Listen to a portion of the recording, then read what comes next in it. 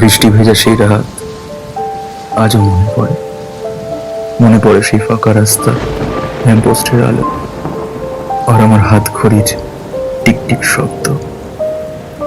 মনে পড়ে হঠাৎই নাকে ভেসে আসা সেই পরিচিত গন্ধটা। বুঝেছিলাম তুমি এসেছ। তোমায় যে সেদিন কতটা মায়াবী লাগছিল তা হয়তো আমি ভাষায় প্রকাশ করতে পারবো না। এখনো মনে আছে সেই সময়টা খুব শীত করছিল আমার। তুমি হঠাৎই হাতটা এসে ধরলে। মনে হয়েছিল সারা শরীর যেন কেউ এক নিমেষে গরম করে দিয়েছিল। সত্যি বলতে তারপরেই কিন্তু সাহস পেয়েছিলাম আমার মনের কথা তোমায় বলতে।